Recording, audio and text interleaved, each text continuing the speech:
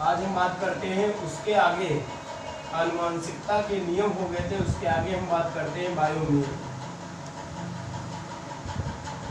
में। कभी कभी प्रश्न पूछ दिया जाता है कि लिंग निर्धारण किसे कहते हैं। लिंग निर्धारण तो याद रखना है, मनुष्य में 23 जोड़ी गुणसूत्र पाए जाते हैं। मनुष्य में 23 जोड़ी गुणसूत्र।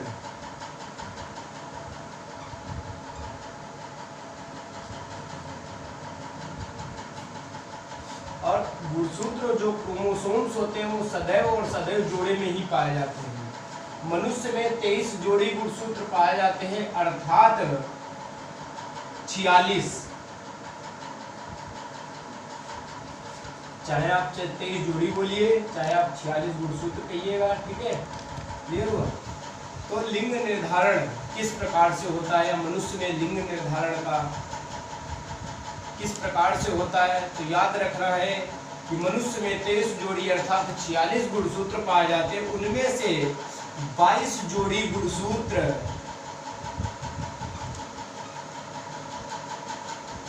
ऑटोसोम्स होते हैं।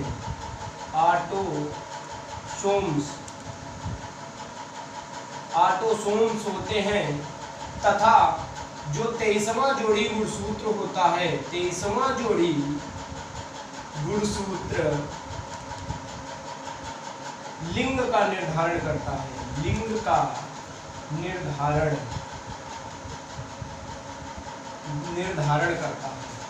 22 जोड़ी गुणसूत्र दोनों में पाए जाते हैं, चाहे नर को बोला जाता है पुरुष और मादा को स्त्री,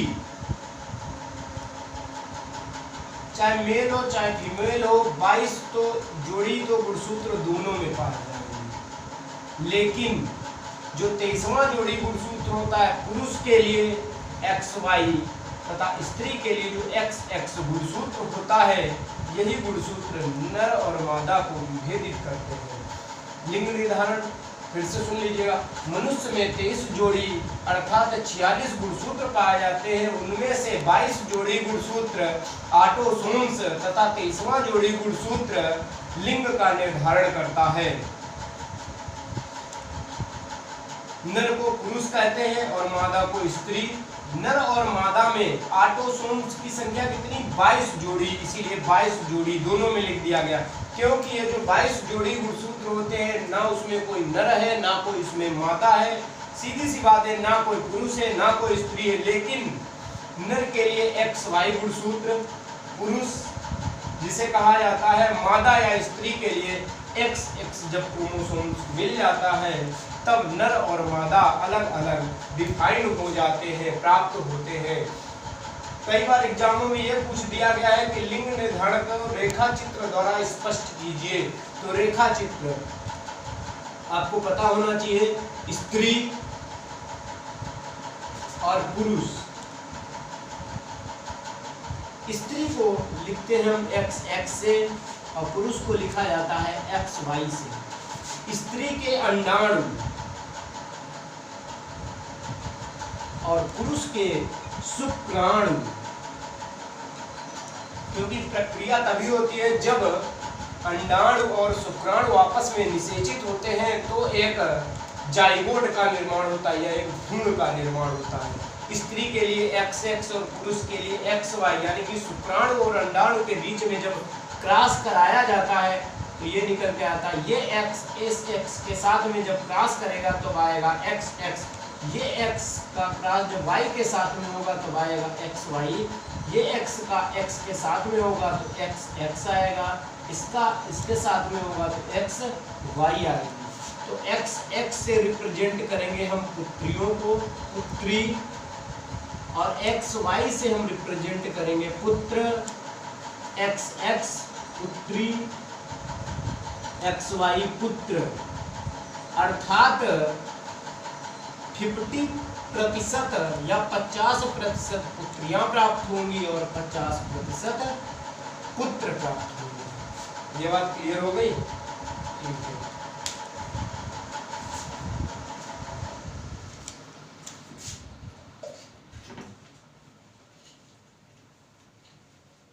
अब हम आगे चलते हैं अगले टॉपिक की तरफ। कई बार प्रश्न ये पूछा गया है एग्जामों में कि लिंग संलग्न रोग किन्हें कहते हैं? लिंग संलग्न रोग किन्हें कहते हैं? ऐसे रोग जो माता पिता से उनकी संतानों में आसानी पूर्वक पहुंच जाते हैं उन्हें लिंग संलग्न रोग कहा जाता है या आनुवंशिकी रोग भी कहते हैं। लिंग संलग्न रोग ऐसे रोग जो माता पिता से उनकी संतानों में आसानी पूर्वक पहुंच जाते हैं उन रोगों को लिंग संलग्न रोग कहते हैं या आनुवंशिकी रोग कहते हैं, जैसे हीमोफीलिया,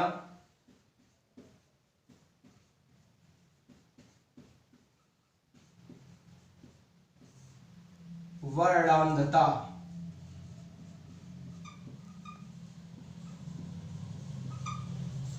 हीमोफीलिया में क्या होता है कि रुधिर का थक्का नहीं जमता है, रुधिर का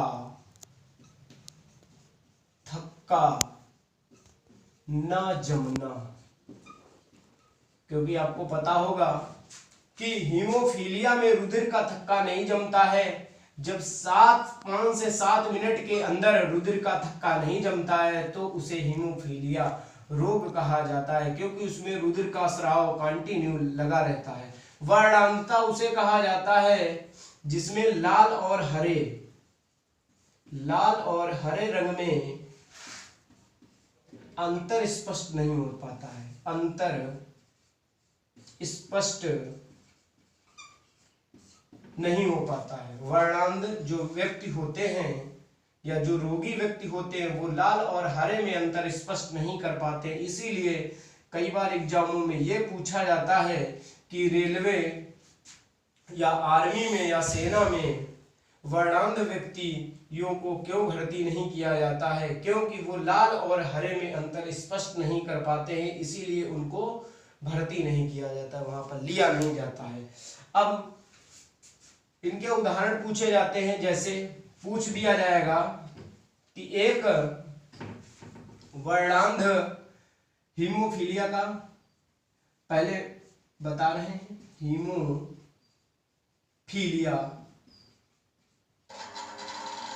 हीमोफीलिया इसका एग्जाम्पल एक देख लीजिए।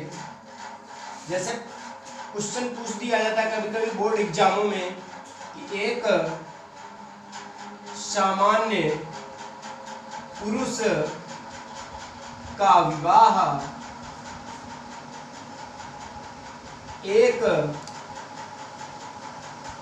हीमोफिलिक स्त्री के साथ में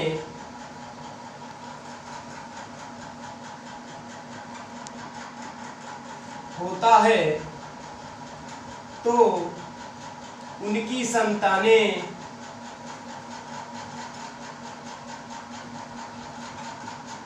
किस प्रकार की होंगी, किस प्रकार की होंगी। सामान्य पुरुष दिया गया है और एक हीमोफिलिक स्त्री। तो सबसे पहले लिख लेते हैं हीमोफिलिक स्त्री और फिर लिख लेते हैं सामान्य पुरुष।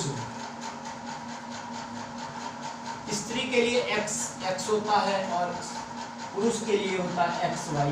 ये तो क्लियर हुआ। अब हीमोफिलिक स्त्री है तो उसे बोला जाता है, हीमोफिलिक को H से हम लोग प्रकट करते हैं। आप ऐसे भी लिख सकते हो, यानी कि कहीं पर लिखना हो तो आप ऐसे भी लिख सकते हो हीमोफिलिक स्त्री अगर पूछा जाए। अगर यहीं पे होता कि वाहक स्त्री तब हम एक पे करते हैं, तब हम दूसरे को ऐसे सामान्य में छोड़ देते हैं। बात क्लियर हो गई होगी।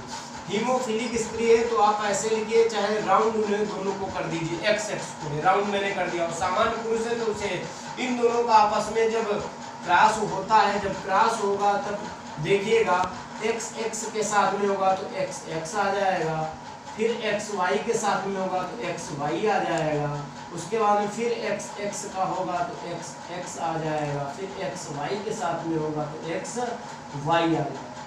ये क्लियर हुआ। अब यहाँ पर x x है, एक x के ऊपर हीमोफिलिक है तथा दूसरा नॉर्मल है, तो इसे कहा जाता है वाहक पुत्री, वाहक पुत्री। अब यहाँ पर कभी भी जो पुरुष या लड़के होते हैं वो कभी भी वाहक नहीं होते, या तो सामान्य होते हैं या तो पूर्ण रूप से उनमें रोग होता है। तो यहाँ पर हीमोफीलिया रोग की बात है, तो ये हीमोफिलिक पुत्र प्राप्त होते हैं, और ये वाहक पुत्री अर्थात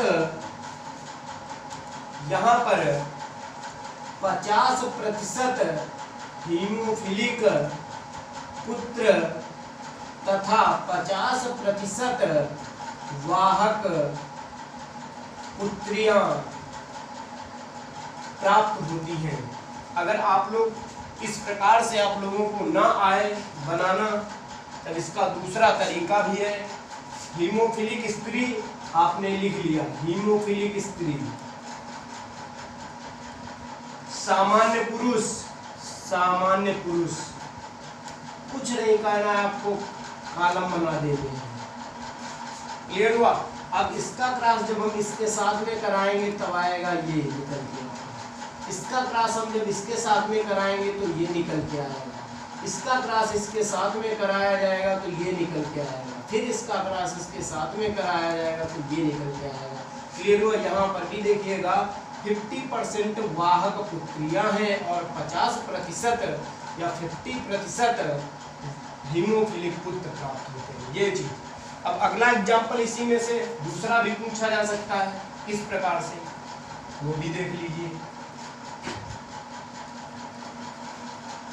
दूसरा कुछ नहीं करना, पूछ देगा कि सामान्य पुत्र और वाहक स्त्री, या यहाँ पे हीमोफिलिक पुरुष और वाहक स्त्री, एक हीमोफिलिक पुरुष का विवाह एक वाहक स्त्री के साथ में होता है, तो उनकी संतानें किस प्रकार की होंगी। अब हीमोफिलिक पुरुष है और वाहक स्त्री, वाहक स्त्री है और हीमोफिलिक पुरुष है। वाहक स्त्री के लिए एक हीमोफिलिक पुरुष है, ये इसमें तो पूर्ण रूप से रोग होगा, क्योंकि पुरुष जो होते हैं वो वाहक का काम का नहीं करते, केवल स्त्रियां ही वाहक का काम करती। वाहक का मतलब होता है रोग को पहुंचाने का काम करती है। अब इन दोनों के बीच में जब क्रॉस होगा तो ये निकल के आएगा, x के साथ में होगा और x का जो y के साथ में होगा, फिर x के साथ में होगा, फिर x y के साथ में होगा, फिर x y के साथ में होगा। तो अर्थात यहाँ पर क्या होता है कि जो ये हीमोफिलिक पुत्री, हीमोफिलिक पुत्र, वाहक पुत्री और सामान्य पुत्र प्राप्त होते हैं। ऐसे अगर आप इस प्रकार से नहीं बना पाते हो तो वाहक स्त्री,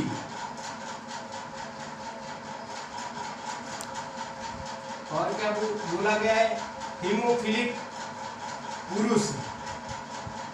इसका इन दोनों का जब हम क्रॉस कराएंगे, इसका जब इसके साथ में होगा तो ये आएगा, x का जब y के साथ में होगा तो x y आएगा, जब x का x के साथ में होगा तो ये आ जाएगा, x y के साथ में होगा तो ये आ जाएगा।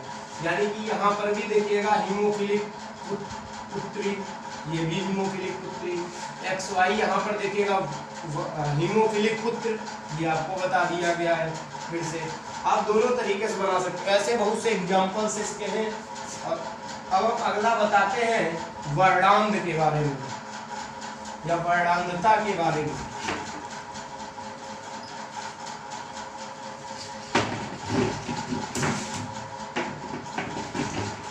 वर्णांध के बारे में वर्णांध में एग्जाम्पल नंबर 1, जैसे पूछ दिया जाए कि एक वर्णांध पुरुष की शादी एक सामान्य स्त्री के साथ में होती है तो उनकी संतानें किस प्रकार की होंगी। देखिएगा, सामान्य स्त्री, वर्णांध पुरुष,